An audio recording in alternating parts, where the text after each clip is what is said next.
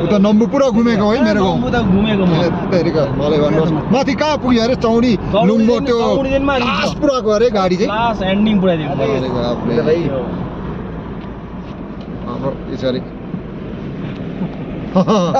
अरे खुश रहो हो अरे इतना लंबा चौड़ा जैकेट लगा के आया मैं तो डर गया यार स्लीपिंग बैग हो सर हाँ जी स्लीपिंग बैग स्लीपिंग हाँ इसी का ऊपर से स्लीपिंग लगा के सोने से तो कोई यहाँ ढिलो भने छोडेर आएको के गर्न यहाँ यसो सुत भनेर अन्त हजुर यसो कहाँ सुत्नु अब त मान्छे भेट्दैन कहाँ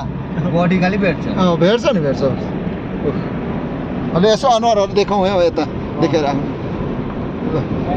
यस सर ल यता पर चाहिँ फेरि कञ्चनजङ्घा अहिले यो माथि डाँडाबाट त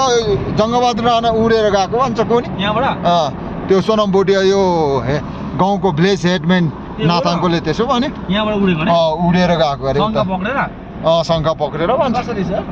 शङ्खा चाहिँ अब निस्किँदाखेरि झ्याप्पै पक्रिँदा डाइरेक्ट नेपालको राजदरबारमा पुगेको भन्छ त्यहाँ नेपालको राजा भएको अरे नेपालको राजा थियो नि पहिला धेरै सिक्किमको नि फेरि त्यस्तो त्यसको बहुत कहानी ठेलीमेली छ हौ थ्याङ्क यू